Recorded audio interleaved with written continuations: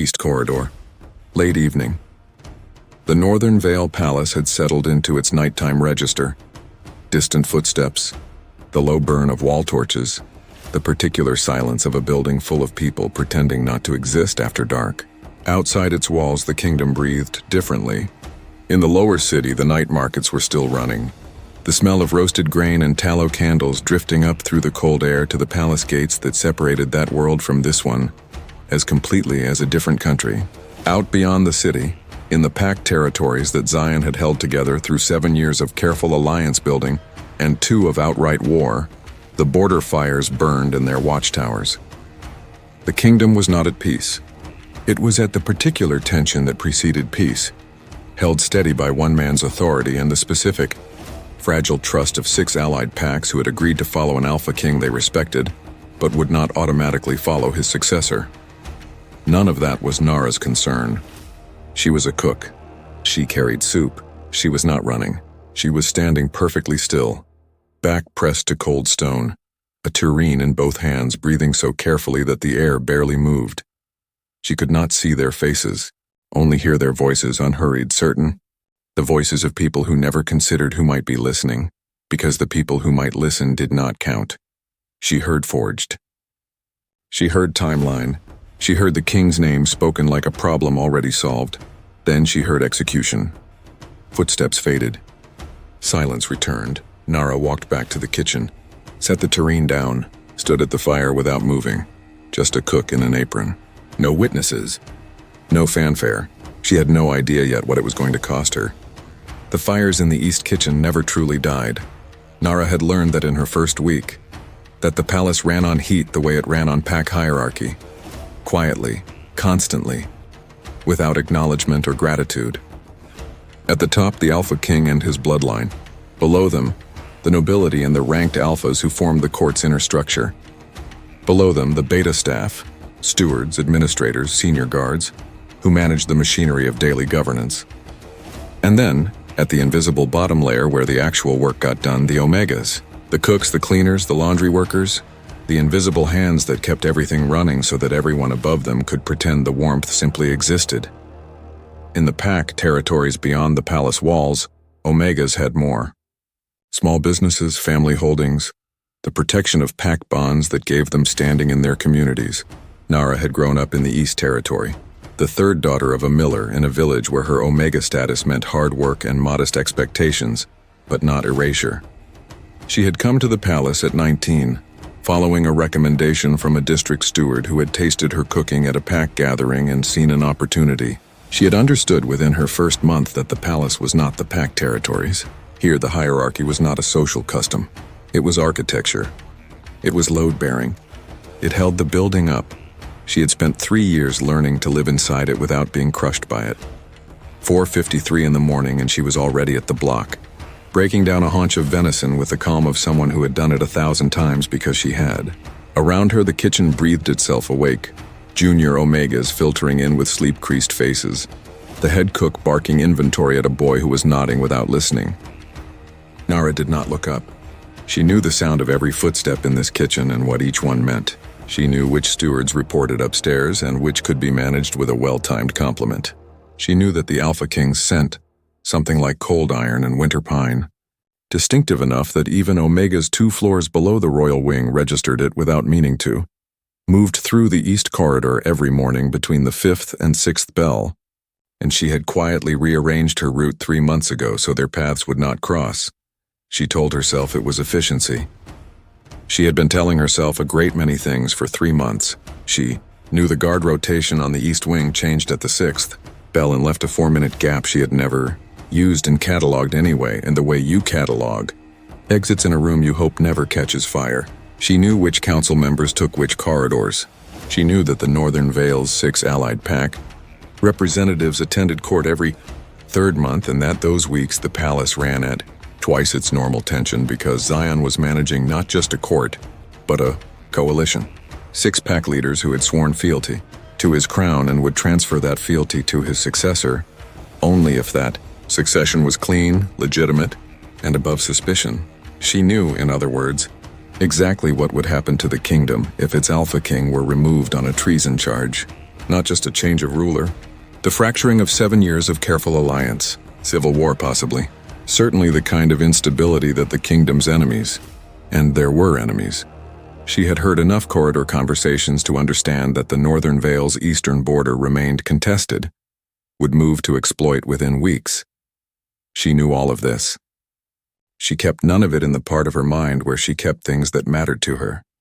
Because knowing too much about the kingdom's politics was its own kind of danger for an Omega cook. She was crossing the east corridor mid-morning, a tray of oil flasks balanced in both hands when she slowed without meaning to. The records room door was ajar. Zion was inside. She had only ever seen him the way you see weather, large, impersonal, moving through the palace with the authority that came not just from rank but from nature itself.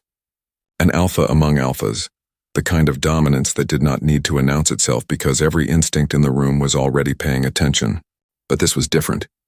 He was sitting at a narrow table with a steward and a stack of ledgers, completely present in the work.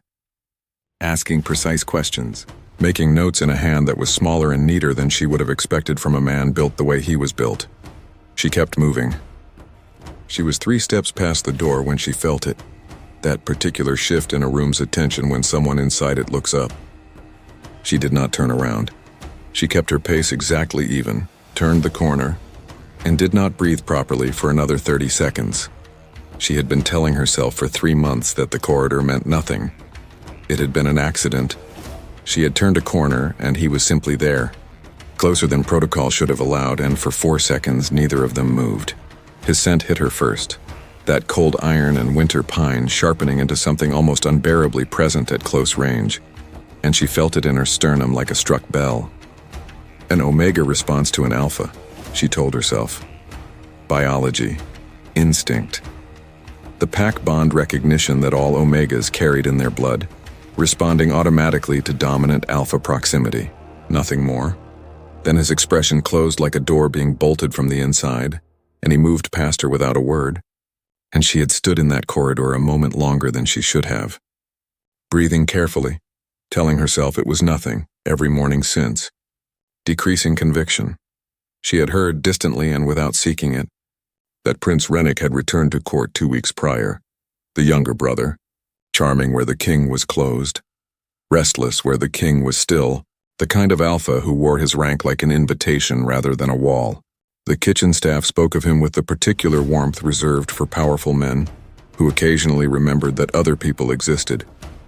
He had spent 3 years at the southern court of the Meridian Alliance, serving as diplomatic envoy, a posting that anyone paying attention understood was less an honor than a careful geographical arrangement between a mother who preferred her pieces close and a king who preferred his brother at a manageable distance. Nara had filed the information away without attaching importance to it. She would think about that later. About how precisely wrong she had been. That evening she loaded the finished soup into a tureen and carried it toward the east corridor. She heard the footsteps first. Noble weight, unhurried, 2 sets. She pressed herself to the cold stone without deciding to, and her hands, steady, always steady, did not shake. She heard forged. She heard timeline. She heard the Alpha King's name spoken the way you speak the name of someone you have already decided to discard. She heard execution. The footsteps faded. The corridor went cold and silent around her. Nara stood there for 3 full seconds, and the longest 3 seconds of her life, and felt the precise moment her carefully built invisible world split clean down the middle. Everything she had constructed, every careful year of being no one, cracked in the span of a single exhale. She walked back to the kitchen, set the tureen down, stood at the fire. She thought about 6 pack leaders who had sworn fealty to a king. She thought about a contested eastern border. She thought about what happened to kingdoms when their alpha structures collapsed without clean succession. She thought about the lower city, night markets and the East Territory villages and the million ordinary lives that existed in the spaces between palace, politics, and paid no attention to court intrigue. Right up until court intrigue came for them, she already knew there was only one door left open to her. She had known it the moment she heard the first word. She had been standing at this fire for 10 minutes trying to find another way, and there was none. The Alpha King could not hear her. Every official path was sealed before she could reach it, but his brother could. She stared into the flames until her eyes burned. Then she went to her quarters, picked up a pen, and began to plan. By morning she had a map. By morning she also understood, without letting herself look at it directly, that the plan was going to require her to do the one thing she had spent 3 years making sure she would never have to do again. For the first time in 3 years, she chose to be seen. She did not panic. Panic was a luxury that belonged to people who had somewhere to run. Nara had learned that early and learned it completely, and so instead of panicking, she went very still, very quiet, and began to work the problem the only way she knew how, from the inside out, in the margins where no one thought to look.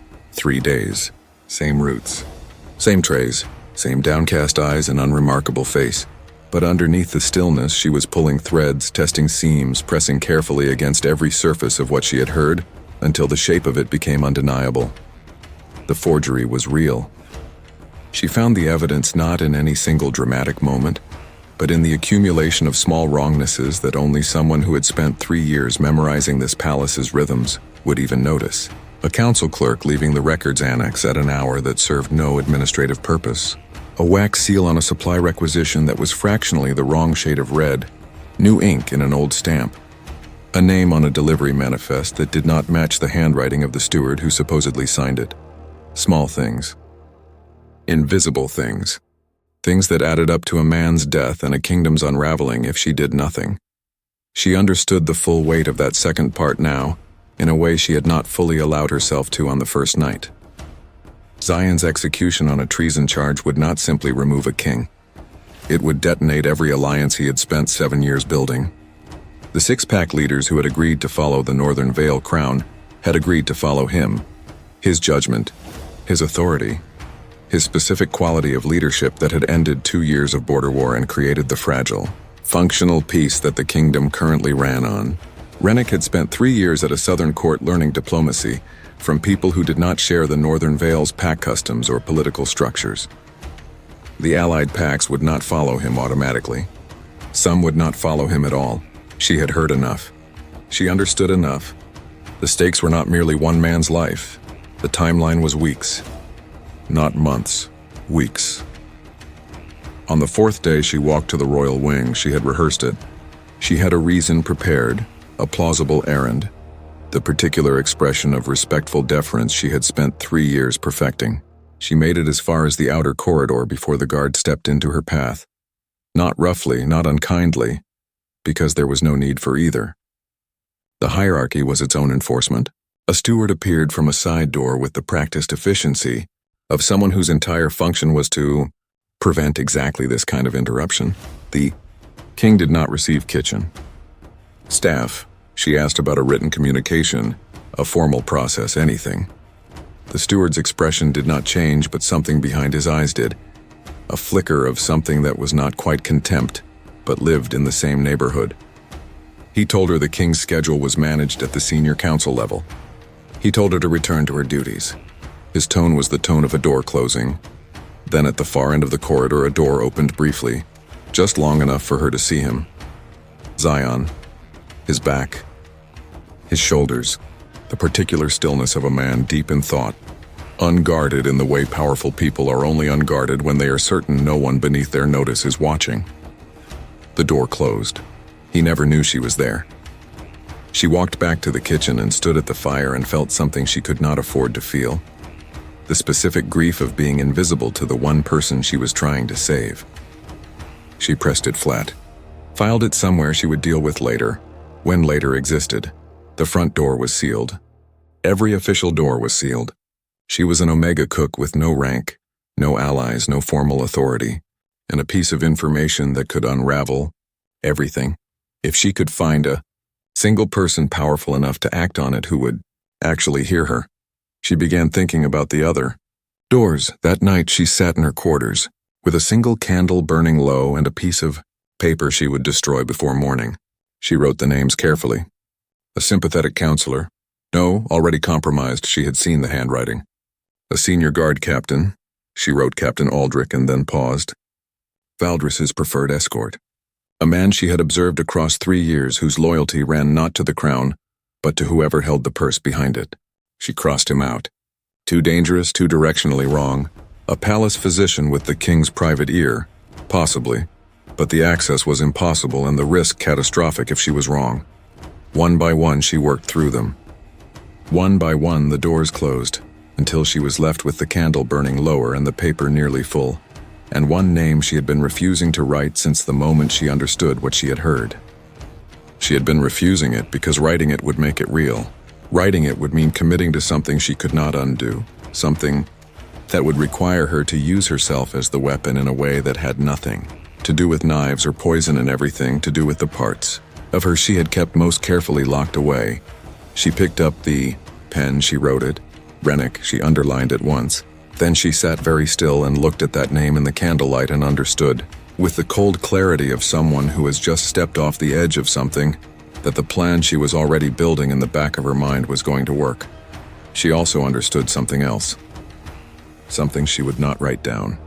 Something that lived in her chest like a splinter she could not reach. That the man she was about to use to save the king was not the man she was going to be thinking about while she did it. The candle guttered.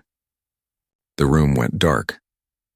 Outside her window, far below in the lower city, the last of the night market vendors were packing their stalls. Ordinary people living ordinary lives, unaware that in a palace kitchen, a woman with a candle stub and a list of names was the only thing standing between them and the kind of political catastrophe that rewrote the terms of ordinary life without asking permission. She had 17 days. She did not choose Rennick the way desperate people make choices, frantically, hopefully reaching for the nearest available handhold. She chose him the way she chose everything, methodically, completely, with the cold precision of someone who understood that a plan executed poorly was worse than no plan at all. She spent 4 days mapping him before she let him see her face, his habits first. He walked the east staircase every Tuesday and Thursday evening between the 7th and 8th bell, not because his quarters required it, but because the route took him past the musicians' gallery, and Rennick, for all his princely polish, had a weakness for live music. He was too proud to admit openly. The Northern Vale had a strong musical tradition, pack gatherings marked by specific instrumental arrangements that carried different meanings in different contexts, celebration and mourning and alliance-making each having their own distinct sound. Rennick had grown up immersed in it, and 3 years at a southern court that did not share the tradition had left a particular kind of absence in him that he filled, when he could, with the court musicians' evening practice. Nara noted it without sentiment. A weakness was a weakness regardless of how it had been made. He took his morning meal late, always alone, always near a window. He was generous with staff who amused him and indifferent to those who did not, self-interested in the way that was more predictable than cruelty. He noticed attractive women among the palace, staff the way he noticed good wine, appreciatively, briefly, without consequence. None of them had ever made him work for their attention. She had also noticed something else during those 4 days, something she was careful not to examine too closely. Rennick and his mother did not occupy the same room with ease. Valdris spoke to her son with the particular precision of a woman who had long since stopped trusting anyone, including him, to arrive at the correct conclusion without guidance. There was history in that dynamic, Nara suspected. The kind of history that accumulated over years of being managed by someone who believed management was love. And Rennick, charming and restless and seemingly unbothered by everything, went very still when she spoke to him. Not the stillness of deference, the stillness of an animal that had learned to make itself small around something it could not afford to startle. Nara filed that away. A son who had spent a lifetime being shaped by his mother's ambition and had returned from 3 years abroad to find the shaping still in progress. That was not a simple instrument. That was a complicated man. She would need to account for the complication. Tuesday evening, east staircase. She timed it to the minute. A full tray, a deliberate stumble, the scattered dishes hitting the stone steps with exactly the right amount of noise. She was already composing her apology when she looked up and found him closer than calculated, moving faster than his usual unhurried pace. She held her expression, dropped her eyes at precisely the right moment. Rennick smiled. Of course he did. She had built the entire encounter around that. Smile. What she had not built anything around was what came after it. He did not look at her the way she expected. That brief acquisitive glance that ranked men used on women they had already categorized. He looked at her the way a person looks at something that has interrupted the careful story they have been telling themselves about the world. Uncertain, almost unsettled. His nostrils flared once in an involuntary alpha reflex, scent reading without meaning to, and something shifted behind his eyes that he covered quickly but not quite quickly enough. Then he crouched down and began collecting the scattered dishes himself. A prince on his knees on a staircase picking up a cook's tray. When he stood and handed it back, his voice when he asked her name was quiet, in a way that had nothing to do with performance. She told him. He repeated it once. Nara, like he was testing the weight of it. She thanked him with exactly the right degree of flustered modesty and walked away before he had fully satisfied his curiosity. The oldest trick in existence. It worked on him completely because no one had ever used it on him before. What she did not see, could not have seen, because she had already turned the corner, was the nobleman who had been descending the staircase above them and had stopped 3 steps up, watching the entire exchange with the still, calculating attention of a man deciding whether what he had just witnessed was worth reporting. He stood there for a long moment after she left. Then he turned and went back the way he came. That night Nara gave herself 60 seconds of doubt. Turned the plan over completely. Found no other way in. Put the doubt away and began preparing for the second encounter. She blew out the candle. In the darkness, in the thin space before sleep, she did not think about Rennick. She thought about cold iron and winter pine. A pen stopped mid-sentence. A king looking toward a corridor as though something had called to him without making a sound. Irrelevant, she told herself. 13 days left on the timeline. One prince already learning her name. One nobleman on a staircase deciding what he had seen was worth remembering. And somewhere in the palace, a pair of eyes that did not yet know they were looking, turning slowly and without permission in the direction of the East Kitchen. She was right that it changed nothing. She was dangerously, devastatingly wrong that it was irrelevant. Weeks passed, and Rennick came to her like water finding a crack, gradually, inevitably, as though the distance between them was a problem he had appointed himself to solve. It started with food, a request for the spiced broth she had sent up during a council dinner. Then the lamb preparation she used on Thursdays, small requests specific enough that they required her name to be attached to them, which she understood was the point. Then the visits themselves, brief at first, manufactured around thin administrative pretexts that neither of them acknowledged as pretexts. He would appear at the East Kitchen entrance with the relaxed authority of an alpha who went exactly where he wanted. And she would look up from her work with precisely the right measure of surprise, and the conversation would stretch a little longer each time, and she would leave just before it reached its natural conclusion. She was assembling the conspiracy in the margins of all of it. Rennick was not careful with what he said around her because it did not occur to him to be. She was a cook. She was no one, and the invisibility she had spent 3 years perfecting was now the sharpest instrument she owned. A name dropped without thinking. A date mentioned in passing, a reference to a council session that appeared on no official schedule. She collected each fragment with the patience of someone building something that only revealed its shape when complete. She told herself that was all she was doing. Then came the evening in the East Garden. She had engineered the meeting. She had not engineered what happened inside it. They had been sitting in the cooling air for nearly an hour. The sounds of the lower city drifting up faintly from beyond the palace walls. A vendor's call. The distant percussion of a pack drum from somewhere in the market district. The particular ambient texture of a city that did not stop moving, simply because the palace had gone quiet. Rennick had been listening to those sounds with the expression of a man who missed something he could not name. And then he said something about his mother. Not strategically. Not performed. The way people speak when they have carried something alone for too long, and find themselves suddenly in the presence of someone who might understand the weight of it. He talked about being the second son in a pack culture that structured everything around the primary alpha, the heir, the center, the one the pack bond oriented toward. He talked about being loved as a function rather than a person, about the particular loneliness of being shaped by someone else's ambition so early, that you could no longer locate where their design ended and you began. About 3 years at a southern court that did not know his family history, and had therefore accidentally been the first place in his life where people responded to him rather than to what he was supposed to become.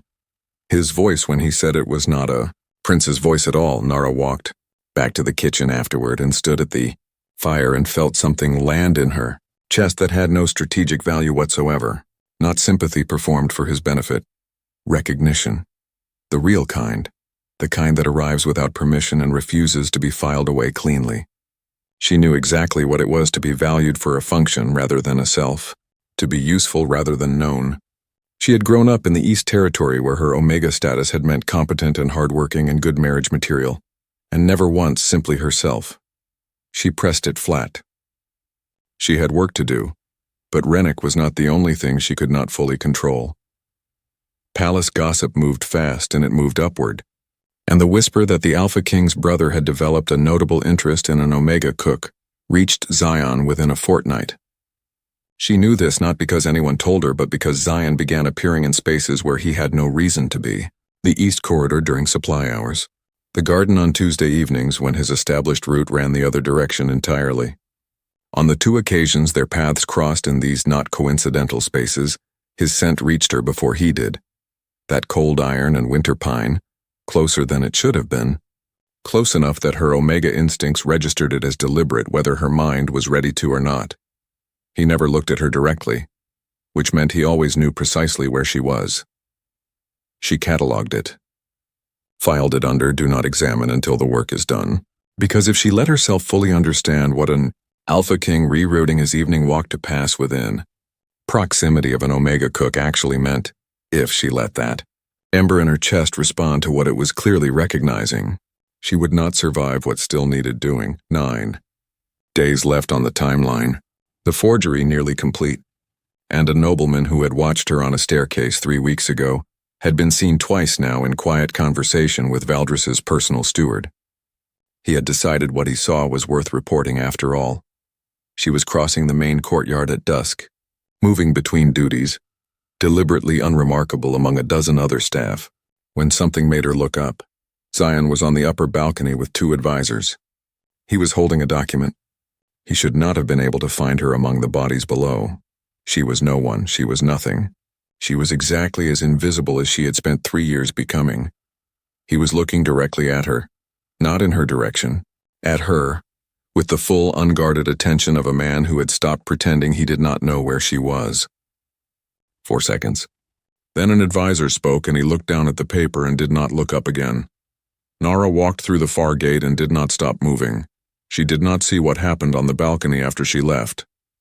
She did not see the nobleman from the staircase slip through a side door and approach Zion's advisors with the quick, angled movement of someone delivering something urgent. She did not see him lean close, his voice dropping to the register of a man who understood the value of information and wanted his delivery noted. She did not see the advisor's expression change, that particular stillness that came over trained court staff when something required immediate internal processing and no visible reaction. She did not see the advisor turn and look down at the courtyard gate through which she had just disappeared. She should have. She had known in the abstract that this part would come, the part where the plan worked too well, where the distance between what she was doing and what it was costing began to collapse in ways she could not manage with stillness alone. Rennick had fallen.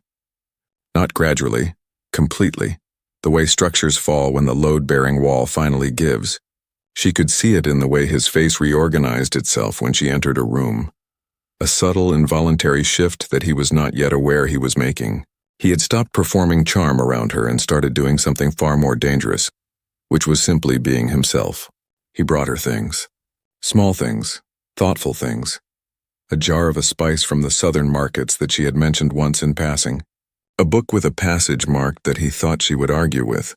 A small carved token in the Northern Vale tradition that Omegas exchanged at pack festivals to mark a genuine connection rather than a hierarchical one. He had placed the last item on the kitchen windowsill without comment, and she had stood looking at it for a long time after he left. He laughed differently with her than he laughed with anyone else.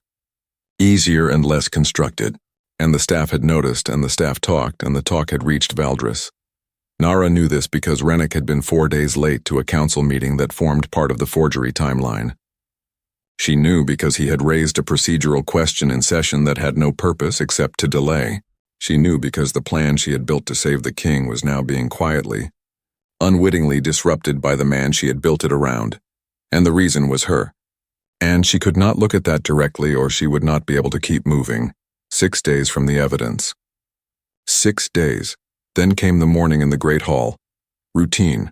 A pack assembly of the sort the Northern Vale held monthly.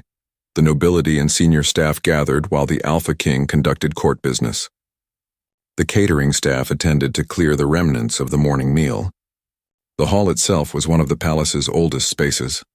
High stone arches carved with the pack symbols of the Vale's founding families. Banners in the deep blue and silver of the Northern Vale colors. The particular acoustics of a room designed to carry an Alpha's voice to every corner without effort. It was a room that had been built to make certain people feel powerful. Nara had spent 3 years learning not to feel what it made her feel instead. She was at the far table with a stack of serving dishes when Lord Aveneth made the remark. Something about the soup, something dismissive and public, delivered with the casual cruelty of a man who had never once considered that the person who made the soup was standing in the room. The laughter that followed was brief and thoughtless. Several staff members did not look up. Several did and then looked quickly away. Nara did not react. She had not reacted to things like this for 3 years. She was very good at it, but she felt it, the specific, grinding cost of swallowing it. Again, the way it sat in her throat like something she was not permitted to say in a kingdom where the pack customs she had grown up with, the ones that said Omegas deserved their pack's protection and dignity, had been quietly, structurally stripped away the moment she passed through the palace gates, and then, because the morning had apparently decided it was not finished with her, she made the mistake of looking up. Zion was across the room. He had heard it. She could see in the slight tension around his jaw that he had heard every word. His scent had shifted too, that cold iron and winter pine sharpening almost imperceptibly in the way alpha scents sharpened under suppressed emotion. He was looking at Lord Aveneth with an expression that was almost something. Her chest tightened with a hope she had not consented to feel. His expression settled back into neutrality. Said nothing. He turned back to his advisors and continued his conversation, and Lord Aveneth refilled his cup, and Nara finished clearing the table, with the same steady hands she always had, and walked back to the kitchen, and stood at the fire, and felt for the first time something that was not grief and was not fear, and was not the complicated ache that had been living in her chest for 3 months, rage, clean and specific and entirely her own, not just at him, at the architecture of it. The pack customs of the territories that said Omegas had dignity, and the palace structure that quietly revoked that dignity the moment it became inconvenient.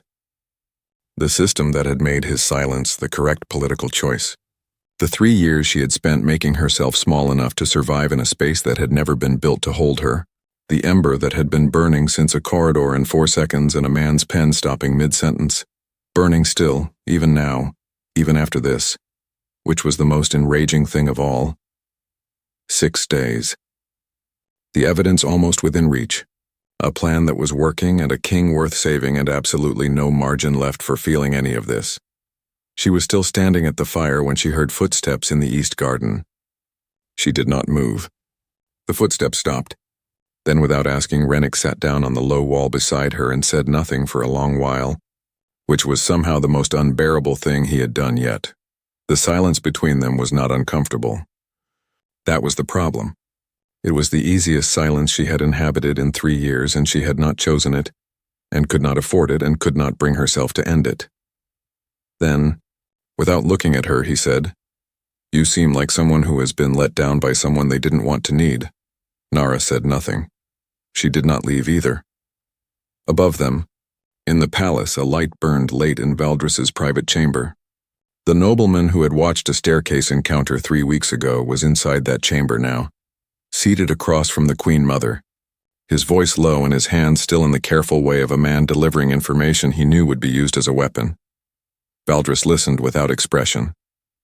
When he finished, she asked one question, not about Rennick, not about the delayed timeline, Not about the council votes or the forgery schedule or any of the mechanisms she had spent months constructing. About Nara specifically, and this was the part that would have changed everything if Nara had known it, about which guards were assigned to the East Kitchen corridor on the nights when the senior staff had retired. The fire in the kitchen had burned down to embers by the time Nara finally stood. 6 days. She had 6 days and a king to save and a prince sitting beside her in the dark, who deserved better than what she was about to do to him. She stood anyway. She went back inside. She did not know that by morning Valdris would have a new plan, one that did not require her son's cooperation, the council's timeline, or a single forged document, one that required only a corridor, and a cook who walked it alone. She had engineered the meeting. She had not engineered what it became. Rennick's private study had the quality of a room that had learned to hold its occupant's real self, rather than his performed. Books pulled from shelves and not replaced, a half-finished letter abandoned on the desk, the particular disorder of a space where no one was watching and so no one was being managed. A Southern Court almanac sat open on the windowsill beside a Northern Vale pack calendar, the two systems side by side as though he had been trying to reconcile them and lost patience halfway through. Small signs of a man who had come home to find home different than he left it, or to find himself different, and was still working out which. He had been talking for nearly an hour, circling something she could feel him approaching the way you feel a storm before the temperature drops. The pressure from his mother. The timeline. The weight of what was already in motion. He talked around it with the careful indirection of a man who was ashamed of something he could not yet bring himself to name. Valdris, he said once, had always believed that Zion's approach to the pack alliances was strategically weak. That building consensus was a beta's method, unsuitable for an alpha king. That the Northern Vale's strength came from dominance, not diplomacy, and that 7 years of careful alliance building had produced only 7 years of being constrained by the opinions of pack leaders who should have been subjects rather than partners. She had believed this for years. She had found in Rennick the instrument for correcting it. He said this without looking at her. He said it in the voice of a man confessing something he already understood was wrong and had been unable to stop anyway. Then he stopped talking. He looked at her for a long moment, and then he opened the locked drawer. The documents were exactly what she had known they would be, and worse than she had let herself imagine. Precise, thorough damning. A forgery operation so carefully constructed that it would have survived any official scrutiny. Her name was not in them. Zion's was everywhere, attached to crimes he had not committed, and a treason timeline already 2 weeks into its execution. Secret correspondence with the eastern border territories. Payments to enemy contacts. A manufactured record of a king selling his kingdom to the people who wanted to take it. It would have worked. That was the part that sat coldest in her stomach. In a court already primed by Valdris's years of careful influence management, with a council informant already in place and the allied packs already uncertain about what a succession would mean for their individual arrangements, it would have worked. Completely. Rennick spread them on the desk without looking at her and said, "I want someone to know this exists. Even if nothing ever comes of it, I want one person to know." His voice when he said it was the most unguarded she had ever heard it. She memorized everything. The documents. The dates. The manufactured correspondence points that could be cross-referenced against Zion's actual movements to prove impossibility. The name of the council informant that Rennick mentioned without thinking, Counselor Drew, said the way you say the name of someone you have long since stopped being surprised by. She replaced everything exactly as it was. She closed the drawer. She sat with him for another 20 minutes discussing the Southern Court's musical traditions, because leaving immediately would have been the one thing that might have made him look back at the drawer and wonder. She walked back to her quarters. She sat down on the floor with her back against the door, and she let herself cry. Not for long. Not loudly. She cried the way people cry when they have done something they cannot undo and understood exactly what it cost before they did it and did it anyway, with full knowledge and no excuse and no angle from which it looked acceptable. It was not acceptable. It was necessary. She was done pretending those were the same thing. She cried for Rennick's voice saying one person to know. She cried for the carved festival token on the kitchen windowsill. She cried for the version of this that could have existed in a different world, where she was simply a woman in a garden, and he was simply a man who had stopped performing, and they had found each other in the uncomplicated way that people were supposed to find each other in the pack customs she had grown up believing in. She cried for the ember in her chest that was still burning even now, even tonight, for a man who had said nothing in a great hall when one word would have been enough. She gave herself until the candle burned to a third. Then she stood, washed her face, and began planning the throne room. 3 days. She had noted Captain Aldrich months ago and filed him the way she filed everything, quietly, precisely without knowing yet why it mattered. Valdres's preferred escort, present at every formal occasion where the Queen Mother required a visible symbol of authority. That was not the king. She had crossed his name off her list in Chapter 2 because his loyalty ran to purse rather than crown. She had not at the time understood that this made him dangerous in a specific directional way. A man loyal to Valdres's purse was a man who would follow Valdres's instructions. And Valdres's instructions, she now understood, had shifted. She should have stayed with that longer. That same night in the East Records room, a single candle burned long after the palace had gone dark. Zion was not reviewing ledgers. He was sitting very still with his hands flat on the table, and the expression of a man who had been losing an argument with himself for months, and had finally, quietly, stopped pretending he was winning. The candlelight stripped his face of its architecture and left it simply human. A man arriving at last at the conclusion he had been circling since a corridor, and 4 seconds and a pen that stopped moving. His scent in the empty room carried nothing but the quiet of a man who had run out of reasons to keep fighting what he felt. He did not do anything with it. He sat, he thought. He blew out the candle and went to bed. The fight was over. The king had stopped fighting. What neither of them knew, what Nara could not have known as she mapped the throne room in the dark, and what Zion could not have known as he finally let himself feel what he felt, was that Valdres had already moved. The new plan was elegant in its simplicity. No forgery, no council votes, no manufactured evidence or compromised informants or complicated timelines, just a corridor, just a cook who walked it alone at a predictable hour, just a sealed letter on Captain Aldrich's desk with a precise instruction, and a name written at its center that was not the king's. By morning, that letter had been read. By morning, Captain Aldrich had made his calculation, and by morning, the East Kitchen corridor had 2 guards on it that had not been there the night before, positioned not to protect anyone inside it, but to manage who came out. It was Nara's name on the letter. She had 3 days. She did not know she might not have that long.